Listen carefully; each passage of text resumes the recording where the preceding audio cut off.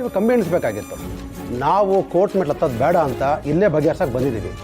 ನೀವು ಮನೆ ಖಾಲಿ ಮಾಡಿ, ಇಲ್ಲ ಅಂದರೆ ಲೀಗಲಾಗಿ ನೋಟಿಸ್ ಕಳಿಸ್ತೀವಿ, ನೀವು ಕೋರ್ಟಲ್ಲಿ ಬಂದು ಆನ್ಸರ್ ಮಾಡಬೇಕಾಗತ್ತೆ. ಕೇಳಿಸ್ತೇನ್ರಿ? ಕೇಳಿಸ್ತು ಸರ್.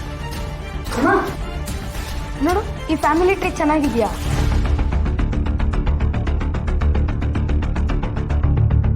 ನೀನು ಒಳಗಡೆ ಹೋಮ್ವರ್ಕ್ ಮಾಡ್ಕೋತಾ ಇರೋ, ನಾನು ಆಮೇಲೆ ಬಂದಿದ್ದೆ ನೋಡ್ತೀನಿ. ರೀ, ಮೊದಲು ಮಗುನ ಒಳಗೆ ಕರ್ಕೊಂಡು ಹೋಗ್ರಿ. ಮಕ್ಕಳು ಮುಂದೆ ಇವೆಲ್ಲ ಡಿಸ್ಕಸ್ ಮಾಡೋದು ಬೇಡ. ಕಳಿಸ್ತೀನಿ ಸರ್, ಕಳಿಸಿ. ಓಹ್, ನಡಿಯಾ.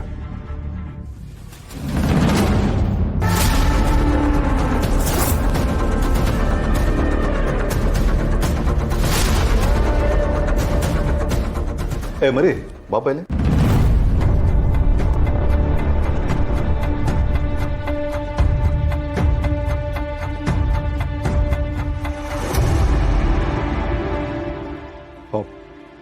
ಯಾರಪ್ಪ ಇದು? ಇದು ನಮ್ಮ ತಾತ ಅಂಕಲ್, ಇವರು ನಮ್ಮ ಅಜ್ಜಿ. ರೀ ಸಂತೋಷ್, ನೀವು ಶ್ರೀನಿವಾಸ್ ಅವ್ರ ಮಗನೇನ್ರಿ? ಹೌದು ಸರ್, ನಾನು ಶ್ರೀನಿವಾಸ್ ಅವ್ರ ಮಗನೇ. ಒಬ್ಬ. ಸರಿ. ರೀ ಸಂತೋಷ್, ನೀವು ಮೊದಲೇ ಹೇಳಬಾರ್ದಿತ್ತೇನ್ರಿ? ಎಲ್ರಿ ಇದ್ದಾರೆ ಈಗ ಅವರು? ಅವರು ನಮ್ಮ ಜೊತೆಯಲ್ಲಿ.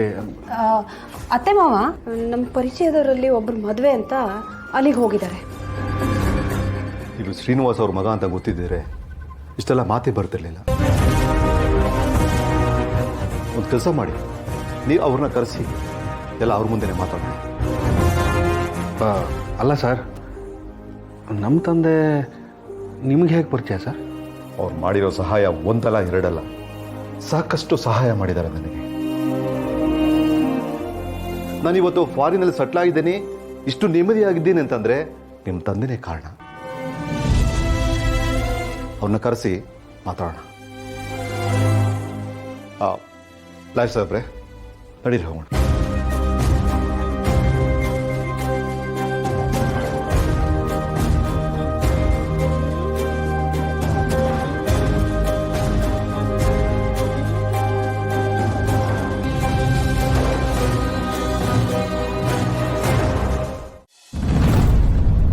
ಅಮ್ಮನ ಮೊಬೈಲಲ್ಲಿ ಕಾಣಿಸ್ತಾನೆ ಇಲ್ಲ.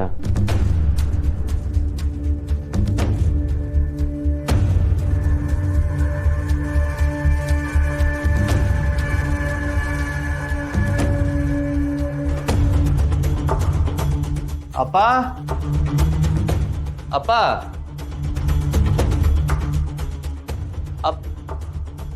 ವಿಶ್ವ, ಏನು ಹುಡುಕ್ತಿದ್ಯಾ? ಅಮ್ಮನ ಫೋನಲ್ಲಪ್ಪ ಕಾಣಿಸ್ತಾನೆ ಇಲ್ಲ. ಯಾಕಪ್ಪ? ಅಮ್ಮ ತೀರ್ಕೊಂಡಾಗಿಂದ ಅಮ್ಮನ ಫೋನ್ ಎಲ್ಲೂ ಕಾಣಿಸ್ತಿಲ್ಲ. ಎಲ್ಲಿದೆ? ಲಲಿತಾ ಫೋನಲ್ಲಿ ಲಕ್ಷ್ಮಿ ಫೋಟೋಗಳೆಲ್ಲ ಇದೆಯಲ್ಲ, ಅದನ್ನು ನೋಡಿದ್ರೆ ಇವ್ರು ಯಾರು, ಅವ್ರಿಗೂ ಅಮ್ಮನಿಗೆ ಏನು ಸಂಬಂಧ ಅಂತ ಕೇಳ್ತಾನೆ. ಇವನಿಗಿದೆಲ್ಲ ಗೊತ್ತಾಗೋದೇ ಬೇಡ. ಅಪ್ಪ, ಫೋನಲ್ಲಿ ಅಂತ ಕೇಳಿದೆ. ಅದು ರಿಪೇರಿ ಕೊಟ್ಟಿದ್ದೀನಪ್ಪ. ರಿಪೇರಿಗ? ಚೆನ್ನಾಗೇ ಇತ್ತಲ್ಲಪ್ಪ. ಡಿಸ್ಪ್ಲೇ ಸರಿ ಇರಲಿಲ್ಲ, ಅದಕ್ಕೆ ರಿಪೇರಿ ಕೊಟ್ಟಿದ್ದೀನಿ.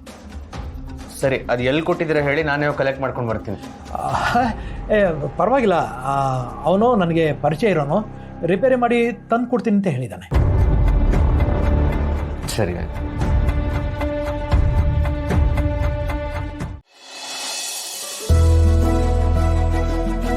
ತಾತ, ಇವತ್ತು ನಾನು ನಿಮಗೆ ಎಣ್ಣೆ ಹಚ್ಚಿ ಮಸಾಜ್ ಮಾಡ್ತೀನಿ. ಯಾಕೋ ಸರಿ ಹೋಗಿದ್ದೀನಲ್ಲೋ, ಮತ್ತೆ ಯಾಕಿದೆಲ್ಲ? ನಿಮಗೆ ನೀವು ಸರಿ ಹೋಗ್ಬಿಟ್ಟಿದ್ದೀನಿ ಅಂದ್ರೆ ಆಯ್ತಾ? ನಮ್ಗೆ ಅನ್ನಿಸ್ಬಾರ್ದ?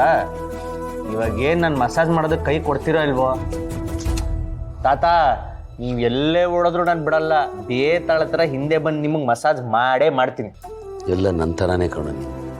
ನಾನು ಚಿಕ್ಕ ವಯಸ್ಸಲ್ಲಿ ಹೀಗೆ ಹಠ ಮಾಡ್ತಿದ್ದೆ. ಆಹಾ, ಈಗೇನು ಕಡಿಮೆನಾ?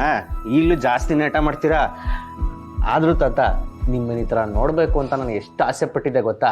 ಅಪ್ಪ ಯಾವಾಗಲೂ ಹೇಳ್ತಾ ಇದ್ರು, ನಮ್ಮಪ್ಪ ವಯಸ್ಸಲ್ಲಿ ಇರ್ಬೇಕಾದ್ರೆ ಟೈಗರ್ ಇದ್ದಂಗಿದ್ರು ಅಂತ. ನೀವು ಮೀಸೆ ತಿರುಕೊಂಡು ಓಡಾಡ್ತಿದ್ರೆ ನಮ್ಮ ದಿಗ್ಗಜರು ಅಂಬರೀಷ್ ಅಣ್ಣನ ಥರ ಕಾಣಿಸ್ತಿದ್ರಂತೆ. ನಿಜನಾ ತಾತ? ಈ ಮೀಸೆಗಿರೋ ಗತ್ತು ಅಂಥದ್ದೇ.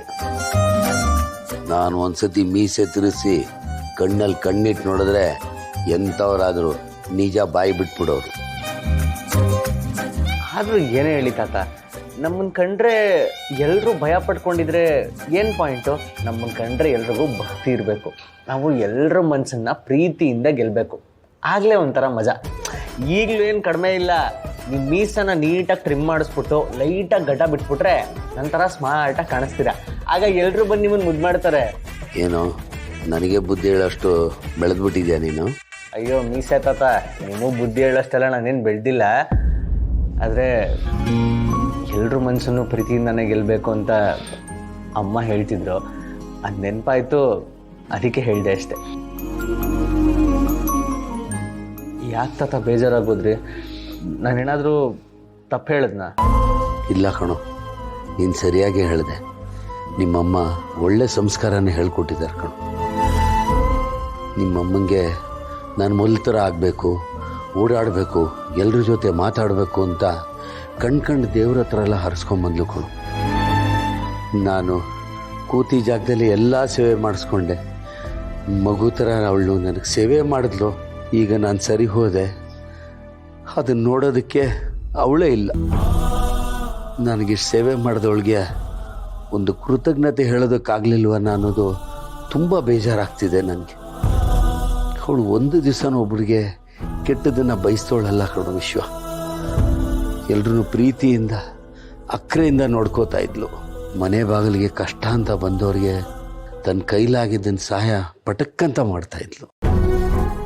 ನನ್ನ ವಿಷಯದಲ್ಲಂತೂ ನನ್ನ ಸ್ವಂತ ಮಗಳ ಥರ ನೋಡ್ಕೋತಾ ಇದ್ಲು.